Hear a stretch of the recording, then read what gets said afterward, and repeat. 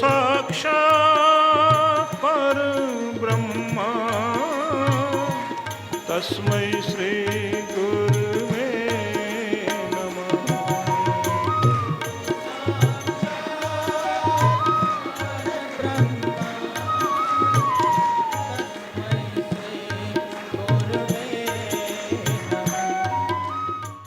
सभी जितने भी इस दुनिया में मनुष्य जन्म लेते हैं, सभी को भगवान कुछ विशेष शक्तियां देते हैं। सृजन की शक्ति, कुछ निर्माण करना, कुछ बनाना, कुछ स्मृतियां संसार में छोड़ना,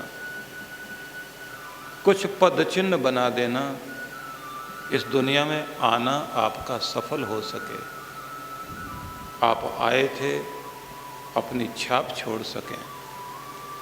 तो भगवान ने सबको सृजन शक्ति दी और हर पल मनुष्य जब तक इस दुनिया में रहता है कुछ न कुछ बना रहा होता है, कुछ निर्माण, कुछ सृजन, कुछ भी रचना हम कर रहे होते हैं। ये शक्ति सबके अंदर ब्रह्म की शक्ति है, ब्रह्मा की शक्ति, सृजन शक्ति। इसी शक्ति में आते हैं नियम बनाना, योजना बनाना, और योजना नियम बनाने के साथ उन पर चलकर अपनी जिंदगी को और महत्वपूर्ण बनाना और स्वयं का जीवन आसान बने और दूसरों की जिंदगी को भी हम आसान बना सकें। तो इस शक्ति को भगवान ने दिया जिसे ब्रह्मा की शक्ति कहा गया। और ये हमें देखना है कि हम इस दुनिया को जीने के लिए बाधक बन रहे हैं या साधक बन रहे हैं। हम किसी भी स्थिति में दूसरों के लिए रुकावट बनते हैं या उनके सहयोगी बनते हैं। जब भी हम अपने आप को आगे बढ़ाने के लिए दूसरों को पीछे खींचते हैं तो वहाँ सृजन शक्ति काम नहीं करती, वहाँ वो शक्ति विध्वंस वाली हो जाती है। क्योंकि दो तरह की शक्तियाँ दुनिया में काम कर रही हैं। एक सकारात्मक शक्ति है, एक नकारात्मक शक्ति है, एक विकास की शक्ति है, एक विनाश की शक्ति है। या तो हम ऊपर उठ रहे होते हैं या नीचे गिर रहे होते हैं, बीच में कभी नहीं होते। या तो आगे बढ़ेंगे या फिर पीछे रह जाएंगे, जहाँ हैं वहाँ खड़े रह जाएं, ऐसा नहीं है। इसलिए दोनों तरह की शक्तियाँ काम कर रही हैं। तो उन दोनों तरह की शक्तियों में जब किसी व्यक्ति के पास ब्रह्मा जी का ये गुण आता है, वो बढ़े, बढ़ाए, उठे और उठाए, उन्नति करे और दूसरों की उन्नति में सहयोगी बने, तब ये सकारात्मक शक्ति बन गई, ये देव शक्ति बन गई। कुछ लोग मेरा भला हो ना हो लेकिन किसी का भला नहीं होने दूंगा, मैं आगे जाऊं ना जाऊं लेकिन मेरे होते हुए कोई आगे चला जाए होने ही नहीं दूंगा, मुझे नहीं लेने दोगे तो किसी को नहीं लेने दूंगा। ये विध्वंस वाली जो स्थिति है ये भी एक शक्ति है। इसमें भी आदमी कुछ एफर्ट करता है, यहाँ भी कुछ कर्म है, यहाँ भी कुछ एक्शन है, लेकिन यहाँ आसुरी शक्ति आ जाती है सामने। वही ऊर्जा, वही ताकत लगेगी आपकी, उसी ताकत में आप तोड़फोड़ शुरू कर देंगे। और कमाल की बात है, जब आप कुछ बना रहे होते हैं दुनिया ध्यान नहीं देती, जब आप कुछ बिगाड़ने लग जाते हैं तो लोग बहुत ध्यान देते हैं। लोगों का ध्यान बहुत ज़्यादा इधर जाता है। इसलिए आपने सुना होगा कि विदेशों में बहुत लोगों ने इसलिए गोलियां चला दी लोगों के ऊपर, क्योंकि वो अपनी तरफ ध्यान खींचना चाहते थे, वो फेमस होना चाहते थे, कुछ भी उल्टा करके। आपने घर में देखा होगा, जब घर में मेहमान आए हुए होते हैं, बच्चे उस समय ज़्यादा शोर मचाएंगे, तोड़फोड़ करेंगे, चीज़ें इधर उधर कर देंगे, क्योंकि उनको अजीब लगता है कि ये लोग हमारे ऊपर ध्यान ही नहीं दे रहे हैं। हद हो गई, सब आपस में बैठे बात कर रहे हैं, हम बेकार हैं यहाँ दुनिया में। तो उस समय अपना ध्यान अपनी तरफ खींचने के लिए सब तोड़फोड़ कर देंगे, हिला देंगे, डुला देंगे, सब कूद करके इधर से उधर जाएंगे, क्योंकि उनकी शक्ति को साधा नहीं गया। उनकी सृजन शक्ति सदी भी हो, सही दिशा में चले तो कमाल होगा, लेकिन वो सही दिशा में नहीं जाती, तो अपनी तरफ ध्यान खींचने लग जाते हैं।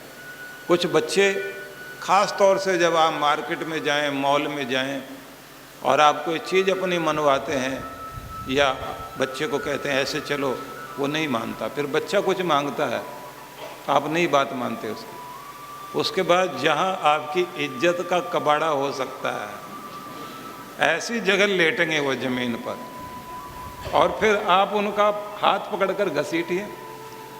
वो जानते हैं कि इस समय जो है ना, जो हम मनवाएंगे वो ये मानेंगे, और मनवाते हैं अपनी बात। उसके बाद में जो है माँ बाप बाहर से विनम्र बने होते हैं, जो हाथ से पकड़ा हुआ होता है ना, इतना दबा के पकड़ते हैं, क्योंकि विध्वंस वाली स्थिति के सामने फिर विध्वंस वाला रूप लाते हैं हम लोग भी। तू कठोर बनेगा तो हम भी बनेंगे, लेकिन उसके बाद भी आपको भला बनना पड़ता, क्योंकि बच्चा जीत जाता उस समय। सब लोग बोलने लग जाते हैं, इतने बड़े होकर क्यों बच्चे को पीट रहे हो, क्यों रुला रहे हो। और बच्चा इन सब चीज़ों को जानता है, आप लोग उसको मूर्ख मत समझें।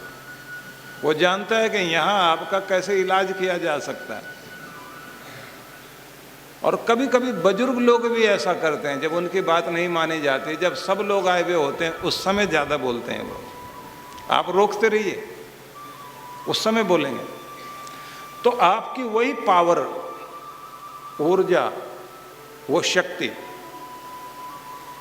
कुछ निर्माण करना चाहती है, बाहर निकलना चाहती है, लेकिन उसको दिशा गलत मिल जाए तो गलत दिशा में जैसे ही जाएगी विध्वंस शुरू कर देगी। सही दिशा में चल पड़ी, निर्माण शुरू हो जाएगा।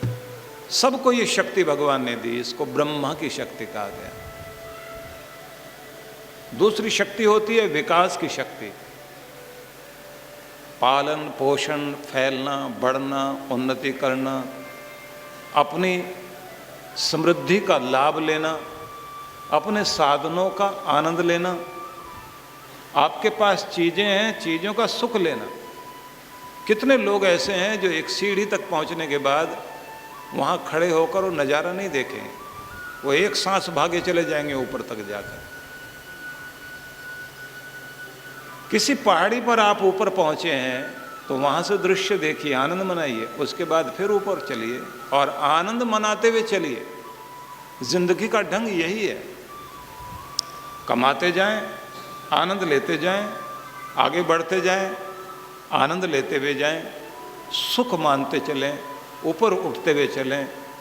आपको हर पल उत्सव मनाना है जीवन का, क्योंकि प्रत्येक कर्म आप उत्सव के लिए कर रहे हैं। तो आपको फलना फूलना है, उन्नति करनी है, तो यहाँ शक्ति काम करेगी विष्णु भगवान की। फैलाओ, विस्तार, मैं एक नहीं रहूं, अनेक हो जाऊं। इसलिए लोग विस्तार में लगे हुए हैं। राजनेता अपने लोगों को, अपनी भीड़ को इकट्ठा करने में लगा हुआ है। बिजनेस वाला फैक्ट्री में और वर्कर हो जाए और काम फैल जाए, पूरी दुनिया में काम फैल जाए। घर गृहस्थी वाला व्यक्ति अपने परिवार की वंश वृद्धि को देखकर, फैलाव को देखकर खुश हो रहा है। तो ये दूसरा रूप है। एक तीसरा रूप और है, शक्ति का एक तीसरा रूप है। एक सृजन किया, योजना बनाई, आपकी प्लानिंग करके आपको चलना है, वो ब्रह्मा की शक्ति है। फैलना, फूलना, बढ़ना, इकट्ठा करना, संग्रह करना, जोड़ करके रखना, सुरक्षित रहने की कामना रखना, ये सब विष्णु की शक्ति है। एक तीसरी शक्ति और है, जो पाया हमने उसका आनंद लिया या नहीं लिया। तो लोग क्या करते हैं, जब ये चीज़ नियंत्रित नहीं होती, आपके पास उपलब्धियां हैं, अब उपलब्धियों के लिए लोग क्या करेंगे, शोबाजी करेंगे, आनंद लेना चाहते हैं, शिव जी की शक्ति जैसे शुरू हो जाएगी तो आदमी आनंद लेना चाहता है, तो उस समय क्या करेगा? खूब बड़ा कुछ उपलब्धि प्राप्त की तो पार्टी करेगा। पार्टी में इतनी ज़्यादा लाइटें लगाई जाएंगी बाहर, इतने नाचने कूदने वाले बुला लिए जाएंगे, सबके सामने ये दिखाने के लिए मैं भी कुछ हूं। अपने आनंद को अहंकार की तरफ ले जाता आदमी। मकान बनाएगा तो उसको भी इतने लोगों को बुलाकर दिखाएगा और फिर इस तरह के कमरा दिखाता हुआ घूमता है जैसे कोई आदमी जो देख रहा है वो किराए पर लेने आया है और ये किराए पर देने वाला है। ऐसे दिखाएगा, यहाँ पत्थर लगा हुआ है, ये यहाँ से लगाया, ये लाइट वहाँ से लेके आया। अब देखने वाला ये मन मन में सोचता, मैंने इसका किराया खाना है जो इतना बता रहे हो, तुमने लगाया होगा। और वो सब लगाने के बाद में, बताने के बाद में फिर आदमी के चेहरे की तरफ देखता, फर्क पड़ा है नहीं पड़ा है। आदमी अंदर से या तो खुश हो या जले, दोनों चीज़ें अगर हो जाए तो इसको ठंडक मिलती है। हाँ, जला दिया, सुख पाया किसी चीज का, अब उस सुख को व्यक्ति अहंकार में बदलना चाहता है। मतलब देवताओं की कृपा पाई और दैत्यों की तरफ, राक्षसों की तरफ चल पड़े। भगवान उपलब्धि देता है, उस उपलब्धि को आप पवित्र आनंद में बदल दें। इसलिए अपने देश में किसी सुंदर स्थान को जहाँ भी देखा गया वहाँ भगवान का कुछ भी चिन्ह लगाकर उस जगह को मंदिर में, तीर्थ में ऐसे बदल दिया गया कि लोग उस जगह आकर आनंद ले सकें। विदेशी लोगों ने वहाँ पर बार खोले,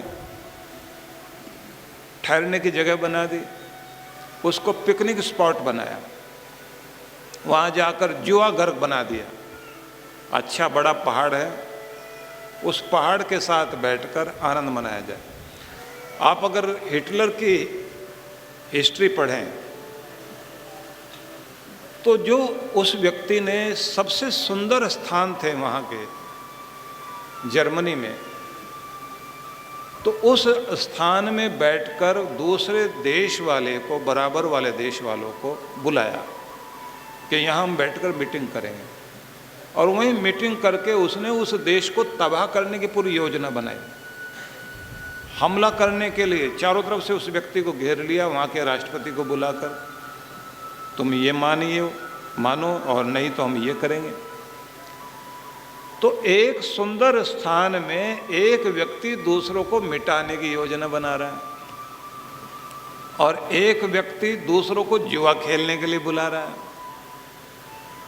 एक हिंदुस्तान की संस्कृति ऐसी जगह में बैठकर खुद आनंद मनाना और अपने भगवान से जुड़ जाने का निमंत्रण दे रहा है। तो अपने आनंद को, अपनी पवित्रता को साथ साथ जोड़ देना, ये अपने देश की परंपरा। तो इन तीनों शक्तियों को, उपलब्धियों का आनंद, उन्नति का आनंद, आनंद की यात्रा, आनंद में चलना, आनंद में जीना और आनंद में आखिर में समाहित हो जाना, इन तीनों चीज़ों को मिलाकर कहा जाता है कि यहाँ आती है संपूर्णता। जब तीनों चीज़ें मिलती हैं और उस संपूर्णता को देने का कार्य जो कर रहा है कि तीनों चीज़ें मनुष्य को मिल सकें, इसके लिए व्यवस्था दी गई कि ये तीन शक्तियाँ एक जगह एकत्रित होती हैं। जब पूरे ब्रह्मांड में चंद्रमा अपनी पूर्णता को प्राप्त करके वनस्पतियों को, औषधियों को रस दे रहा हो, जिस समय चांदनी से धरती को सजाकर इस तरह सौंदर्यमय कर दे चंद्रमा कि दृश्य अलग बदल जाए, दृश्यों का आनंद बदल जाए, जब ज्वार लेकर के समुद्र उछलने लग जाए, वनस्पतियों के अंदर रस का संचार होने लग जाए, वो जो क्षण है उसमें कहा गया कि देवताओं की पूरी शक्तियां एकजुट हो रही हैं। उसी समय गुरु पूजन करें, गुरु के सानिध्य में बैठें। उसी समय सिद्धेश्वर, विघ्नेश्वर, मंगल मूर्ति गणपति के आशीर्वाद लें, विघ्न ना पड़े काम में। उसी समय श्री की उपासना की जाए। तो देखा जाए तो आज का दिन श्री की कृपा पाने के लिए, लक्ष्मी माता का आशीर्वाद पाने के लिए भी उपयुक्त दिन है। और आज क्योंकि गुरु नानक देव का जन्म दिवस है, तो गुरु पर्व वो लोग मनाते हैं। तो इस रूप में भी याद रखने वाली बात है कि ये देवोत्थान पूर्णिमा है, देवताओं के जागरण का समय, जो गंगा दशहरे से शुरू होता है। तो ये देवोत्थान पूर्णिमा आज, और इस देवोत्थान पूर्णिमा में जब आप ब्रह्मा विष्णु महेश तीनों शक्तियों को अपने अंदर जागृत करने के लिए साधना करने बैठे, उस समय अवसर होना चाहिए कि गुरु भी सम्मुख हों और गुरु मंत्र अंदर चल रहा हो। तो सबका जब समावेश होता है तो ध्यान रखिए, तब आपकी भाग्य रेखा जागृत होती है और बहुत बड़ा लाभ पाने का अवसर आता है।